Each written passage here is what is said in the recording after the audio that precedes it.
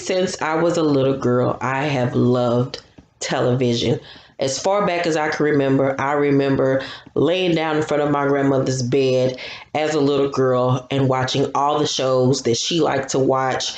And as I grew older, I ended up drafting my own taste of television.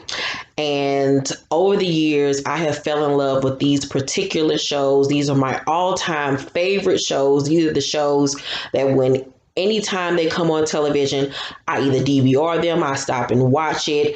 I've watched these episodes of these particular shows. I don't know how many times. I know these episodes by heart. Check out my list of my all-time favorite television shows. Let me know if any of these shows are your favorites as well. And let me know down below in the comment section what are your favorite television shows of all time. Enjoy this video. I learned that they were turning Parenthood, the movie, into Parenthood, the television show. I lost my mind. I was all in.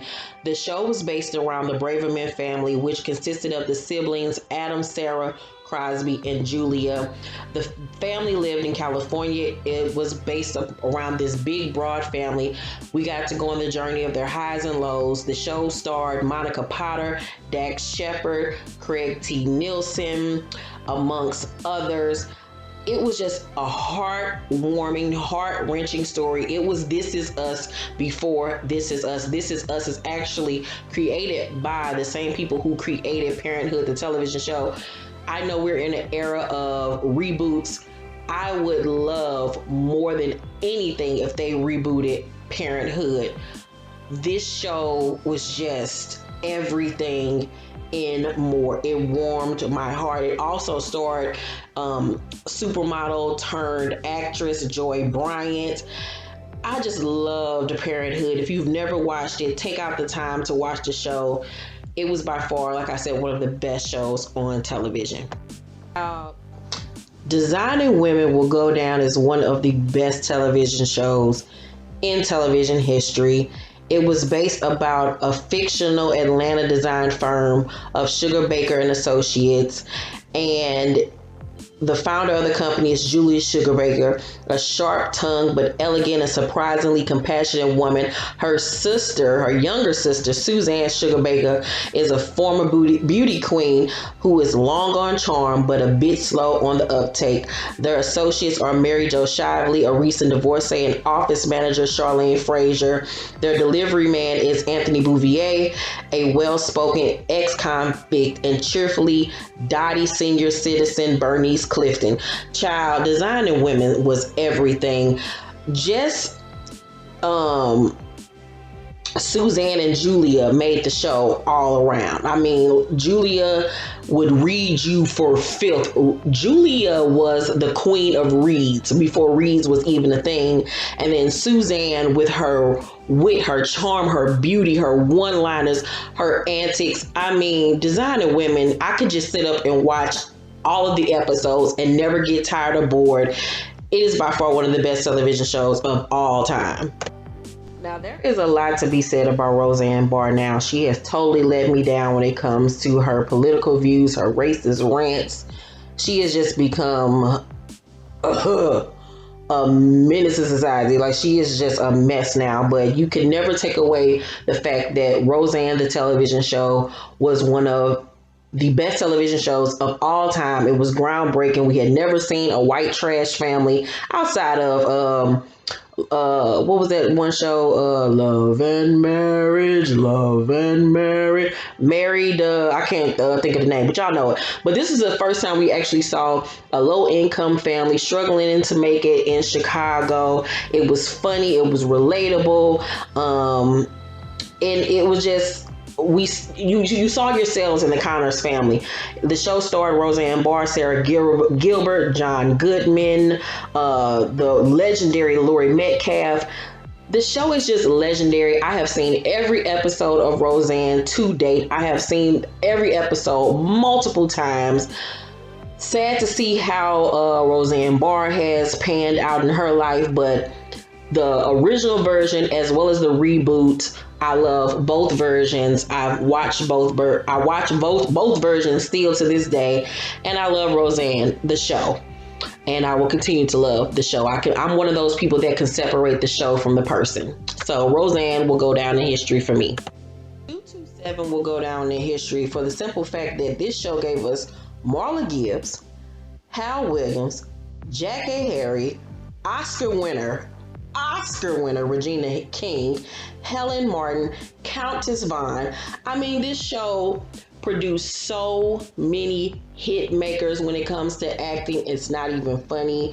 227 was a series that starred Marla Gibbs as Mary Jenkins, a sharp-tongued inner-city resident gossip and housewife, and lower floor neighbors Sandra Clark and Pearl Shea.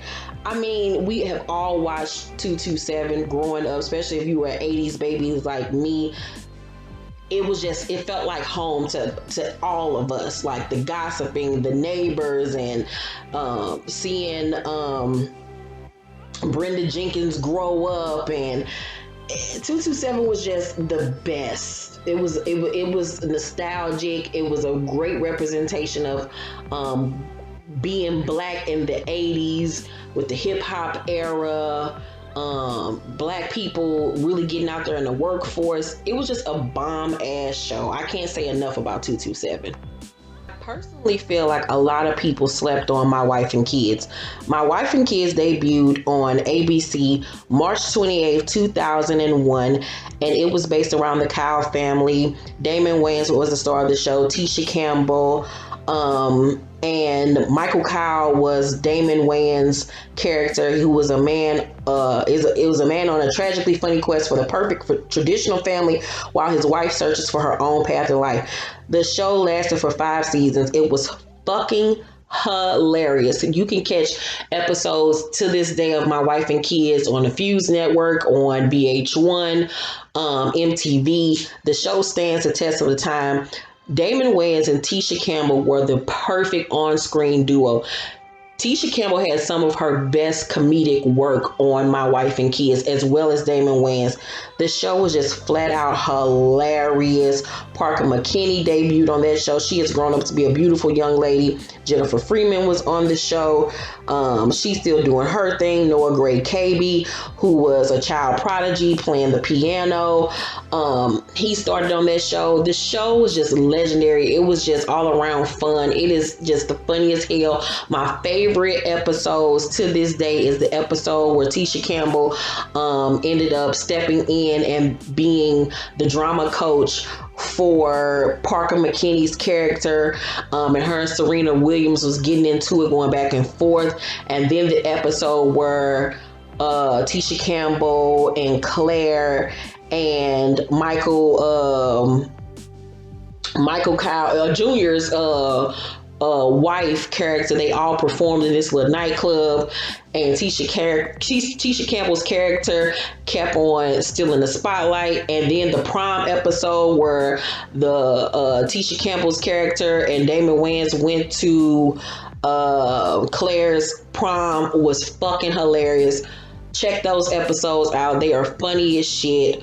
My Wife and Kids, one of my favorite all-time shows.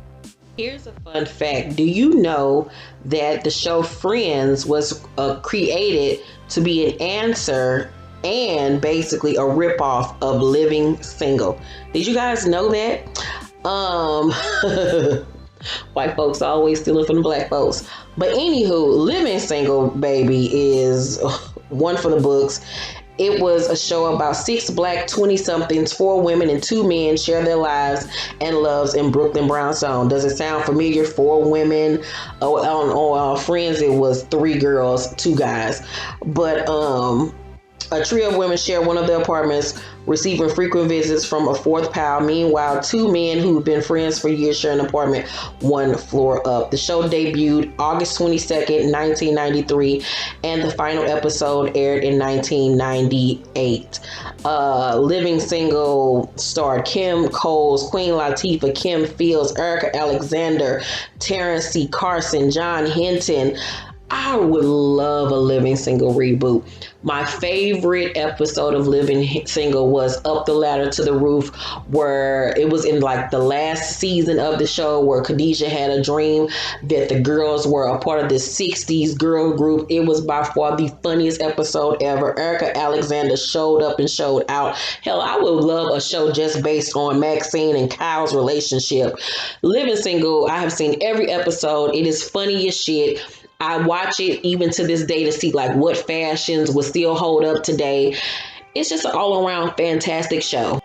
I can still remember when Martin debuted on the Fox network. It was August 27th, 1992. We were all waiting with bated breath for Martin and Living Single to begin. Everybody was rooting for Martin Lawrence, Tisha Campbell, Carl Anthony Payne. We already knew from The Cosby Show to Sheena Arnold, Garrett Morris. We were all waiting for this show, and it lived up to our expectation. Martin, I mean, there's really nothing that you can say about Martin. It was ahead of its time. Every episode was funny as fuck. The comedic timing, the improv, everything was on point. Even when they went dramatic, like the breakup episodes were so good. Tisha Campbell and Martin Lawrence were so great on screen with each other. The banter, the back and forth between Pam and Martin lives up to this day. The fashions live up. The jokes live up. Even to this day, I still watch episodes every night on VH1.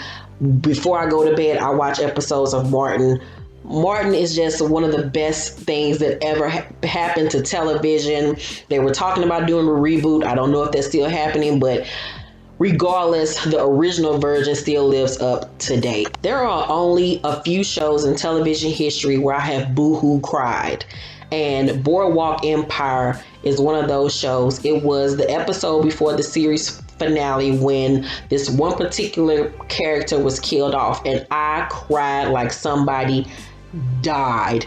Boardwalk Empire was one of the best television shows, not only because of the cast, but the writing, the cinematography, the outfits, everything was on point. Everything was stellar. It cost a lot of money to even produce the show on HBO. The show was about, the show synopsis reads, Atlantic City at the dawn of prohibition is a place where the rules don't apply, and the man who runs things legally and otherwise is the town's treasurer, Enoch Nucky Thompson, who is equal parts politician and gangster. The show starred Steve Buscemi as Nucky Thompson, Vincent Piaga as Lucky Luciano, Kelly McDonald as Margaret Thomas, Michael K. Williams as the legendary badass chalky motherfucking White. If you have never taken your time out to watch Boardwalk Empire, do yourself a favor and go watch it now on HBO Demand or HBO Go.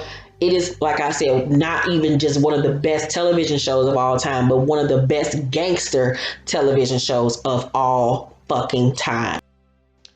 When I was, how old was I? 16 or 17 years old I was 17 years old when Sex and the City debuted on HBO, and this show changed my life. Sex in the City was a show that made me want to dream bigger.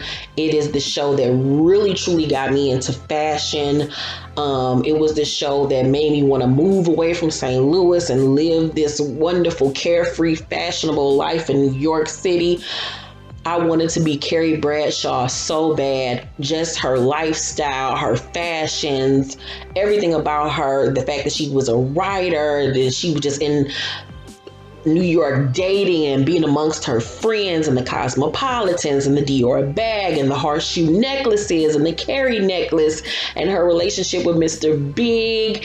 Oh my God, the show was just everything. Like, it made me see that the world was so much bigger than my surroundings.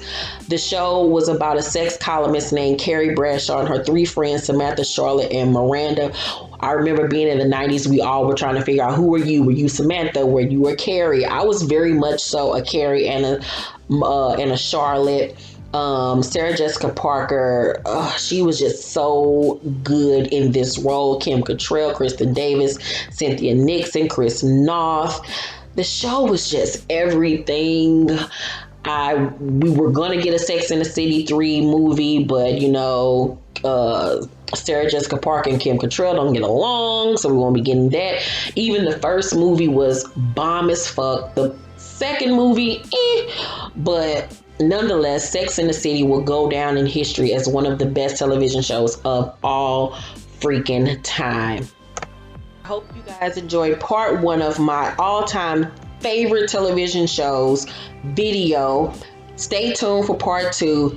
Still let me know down below in the comment section, are these shows that you loved growing up or have seen and loved? Let's talk down below. Make sure to hit that notification bell button. Make sure to thumbs up this video. And if you have not subscribed to the Color Me Pink channel, what the hell are you waiting for? Thanks for watching this video, you guys. Love you. See you on the next one. Bye.